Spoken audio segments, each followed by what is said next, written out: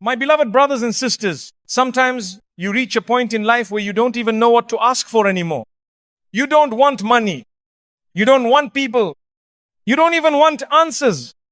You just want peace. You want your heart to stop shaking. You want to stop feeling like something is wrong with you because you can't feel anything from Allah anymore. Have you ever sat in your room, lights off, tears falling quietly, not even sure why you're crying? And all you could whisper was, Ya Allah, where are you? You've prayed. You've made dua. You've begged. But the only thing you've received is silence. And that silence feels heavier than the pain itself. You start to wonder, did I do something wrong? Is Allah upset with me? Has He stopped listening? But today, I want you to breathe and I want you to know this. Silence from Allah is not the same as absence from Allah. He has not turned away from you. He has not stopped loving you. He has not forgotten about your tears. Sometimes Allah is the most present in your life when everything feels empty, because that emptiness isn't a punishment. It's an invitation. It's Allah calling you deeper. You see, not every conversation with Allah needs to be loud. Not every sign needs to be big. Not every answer needs to come with a miracle. Sometimes the most powerful guidance from Allah is completely silent, but completely precise. Look around. Really look. The things that didn't work out, the people who left, the opportunities that vanished, the doors that refused to open. You thought you were being ignored, but you were actually being protected. Allah's silence is not Him closing His ears. It's Him opening your heart. Because when He's quiet, He's preparing. When He's still, He's setting the scene. When He removes things from your life, He's making space for better. And all of that happens without a single word. Think of a mother watching her child walk for the first time. She stays quiet. She doesn't shout instructions. But her eyes are on that child the entire time. She lets the child wobble because falling is part of walking. And when the child falls, she doesn't say, "Why did you fall?" She smiles because she knows he's getting stronger. This is how Allah watches over you. Not always with loud direction, but always with gentle mercy. Just because you can't hear Him doesn't mean He's not guiding you. Just because your dua feels unanswered doesn't mean He didn't hear you. And just because your heart feels heavy doesn't mean it's broken. Sometimes it's growing quietly, softly, secretly. Have you noticed how seeds grow? They don't make a sound. They don't announce their progress. But under the soil, in the dark, unseen to the world, they break, they split, they change shape. And only when Allah wills, they rise through the soil into the light. That's your soul right now. Buried, but alive. Breaking, but healing. Changing without noise. You don't see it, but Allah does. And He's guiding every step of it. So the next time you sit in silence, the next time your heart aches in the middle of the night, the next time you wonder, why is everything so quiet? Remember this. The silence you feel is not Allah's anger. It's His softness. He's holding you, not with hands, but with His plan. He's guiding you, not with sound, but with wisdom. And He's loving you, not just for who you are, but for who He knows you're becoming. So don't give up when things feel quiet. Don't give up when your heart feels numb. Don't give up when your dua feels dry. Because this season of silence might be the season Allah rewrites your entire life.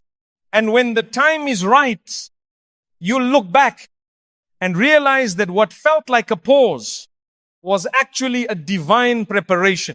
Allah doesn't speak to destroy. He speaks to heal. And sometimes the most healing thing He can give you is a quiet space to come back to Him. So even if your ears hear nothing, and your heart hears nothing, let your soul trust everything, because Allah has not left you. Even in silence, He is guiding everything. The closed door was a mercy, not a rejection. There are moments in life when you try everything and still the door doesn't open. You pray, you fast, you make dua in sujood with tears so pure, only Allah saw them, and still silence. You thought maybe this was your time, maybe this was the blessing, maybe finally Allah would say yes. But instead, the door closed, and not just softly, it slammed, firm, final. Like a part of your story was suddenly ripped out of your hands, and your heart didn't know what to do with it. Because how could something you wanted so much, something you begged Allah for, just vanish? You assumed, maybe Allah is upset with me. Maybe I'm being punished. Maybe I'm not good enough. Maybe that blessing wasn't written for me because something in me is flawed. But today I want you to see it differently. Not with the eyes of pain, but with the eyes of faith. You see, when Allah closes a door, He doesn't do it out of cruelty. He does it out of protection. Not every no is rejection. Sometimes it's divine mercy in disguise. What if I told you that if Allah opened that door, it would have cost you your peace, your heart, maybe even your Iman? What if I told you that Allah blocked it? Because what looked like a blessing was actually a slow storm that would have broken you in ways you'd never recover from. But you couldn't see that. All you saw was loss. All you felt was silence. And silence hurts. But not all pain is harm. Some pain is surgery. Some silence is shielding. Some delays are not denials, they are divine detours. Away from what you thought you wanted and toward what your soul actually needs. Sometimes the person you wanted to marry was never meant to walk into your destiny. Sometimes the job you dreamed of would have taken you away from your deen. Sometimes that opportunity was never yours. To begin with, it was just a passing illusion to teach you trust. But you don't see that at the time. Because the pain of the no drowns everything. It's heavy. It's loud. But here's the mercy. A door closing is never the end. It's a redirection. It's Allah whispering, you are about to go the wrong way. Let me guide you back. It's Him saying, I love you too much to let you settle for something beneath your worth. You thought it was rejection, but Allah was just rearranging your path. He saw things you didn't. He heard conversations behind your back. He read intentions you couldn't see. He watched hearts you were blind to. And He said, not this one, not this place, not this time. Because He knows what would have happened if that door had opened. You would have smiled for a while, then cried endlessly. You would have praised the blessing, then been buried by the burden. And so Allah, in His infinite love for you, closed it quietly, without drama, without explanation, without warning. And that silence was Him saying, trust me. You see, we often think Allah only shows love by giving us what we want. But sometimes His greatest love is in withholding, like a mother who pulls her child away from fire. The child cries, screams, throws a tantrum because he thinks she's taking something good away. But she knows, she sees the danger, and her love won't let her stay quiet.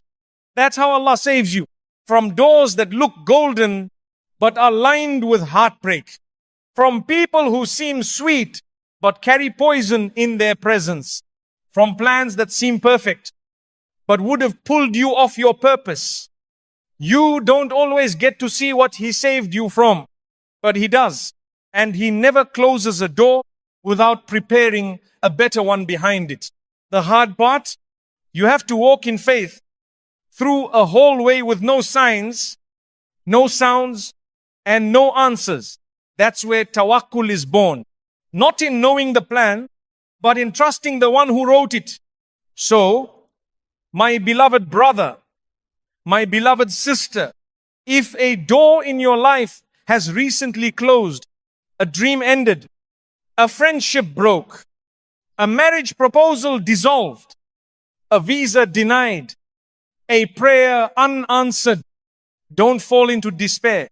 Don't think you've been forgotten. You haven't been rejected. You've been redirected. You've been loved in a way you didn't ask for, but you desperately needed. And when Allah finally opens the right door, you look back at that closed one and say, Alhamdulillah, it didn't work out. Because what He replaced it with will be so peaceful, so clean, so divinely tailored. You'll understand why He didn't explain before. He wanted your trust, not your understanding. And one day soon, you'll look back at this painful moment and realize it wasn't the end of your story. It was the beginning of your protection. And even though Allah never said a word, He guided everything. Your gut feeling was never just you. My beloved brothers and sisters, have you ever felt it? That quiet discomfort inside you when something looks good on the outside, but deep down, your heart just doesn't feel settled. You try to ignore it. You try to convince yourself, this must be shaitan. I'm overthinking. I shouldn't feel like this. But still, that unease doesn't go away.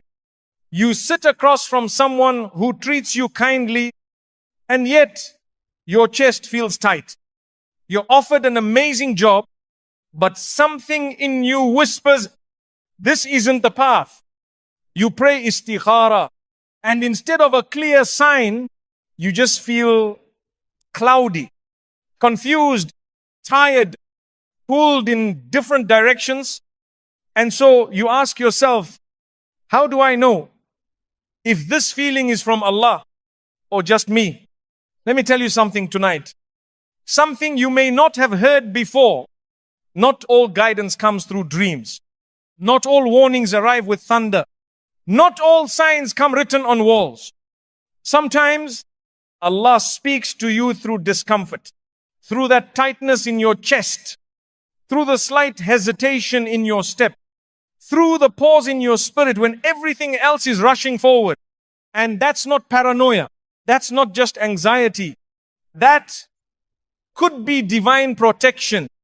You see, Allah created your soul with something beautiful, something pure, something deeply connected to Him. It's called fitra. It's the natural light inside of you, the moral compass, the silent alarm, the sacred instinct that pulls you toward what's good and pulls you away from what looks tempting but isn't safe. And when you ignore it too long, you will feel it break.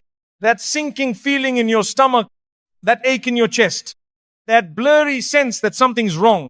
That's your soul trying to speak.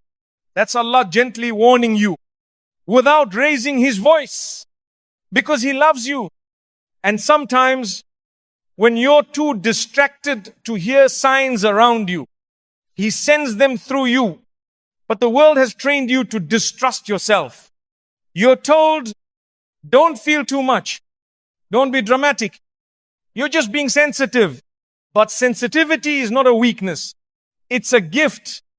And when it's tied to faith, it becomes a shield. Some of the most dangerous things you've ever avoided weren't because you had all the answers. It was because your gut screamed no, even when your mind whispered maybe. And do you know where that gut lives? It lives in your qalb, your heart. And Allah says in the Quran, it is not the eyes that are blind, but the hearts within the chests that are blind. Surah Al-Ajj 22:46. Your heart can see what your eyes can't. It knows, it feels, it senses, but it only works properly when it's soft, when it's connected to Allah, when it's not drowned in sin or arrogance or ego. That's why the Prophet ﷺ used to say in dua lahu, O turner of hearts, keep my heart firm upon your religion.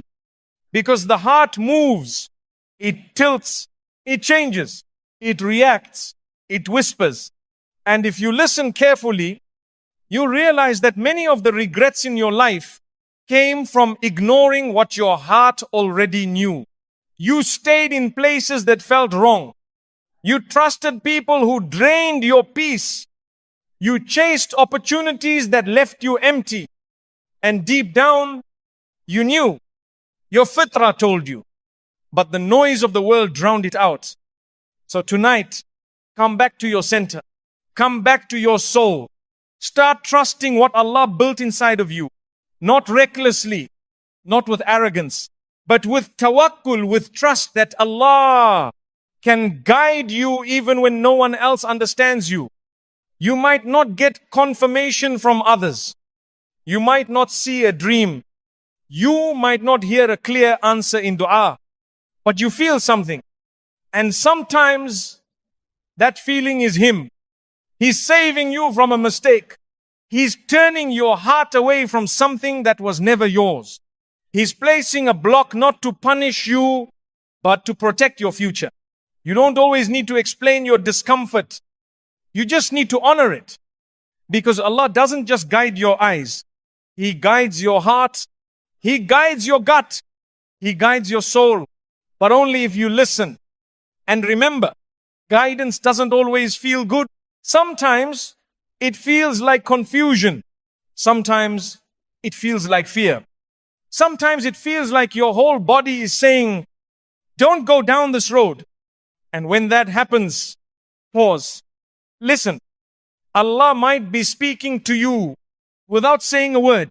And one day, when the storm passes, you'll look back and say, Subhanallah, my heart knew what my mind couldn't explain. That was Allah. That was His mercy. And even though it came through a feeling, it was guidance, pure, silent, real.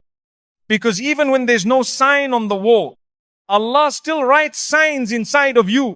When you're alone, you're not unseen.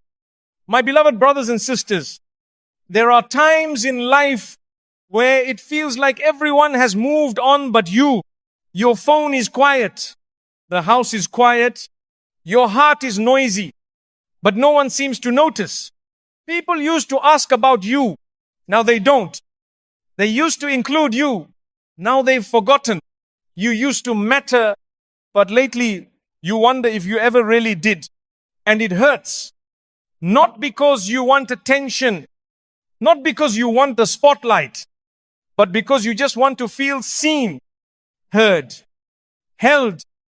But instead, you're alone, in your car, parked in silence, at the dinner table, pretending to smile, in your room, holding back tears at 2 a.m.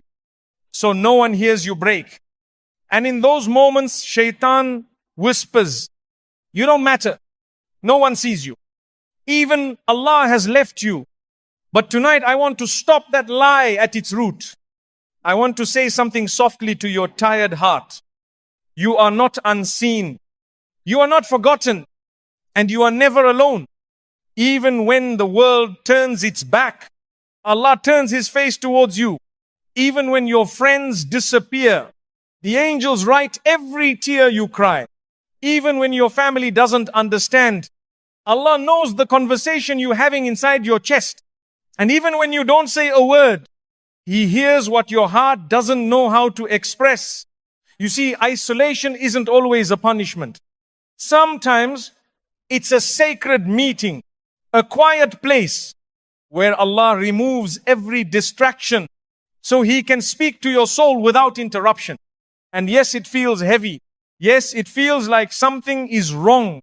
But what if I told you, your loneliness is not a sign that you've been pushed away. It's a sign that you're being pulled closer.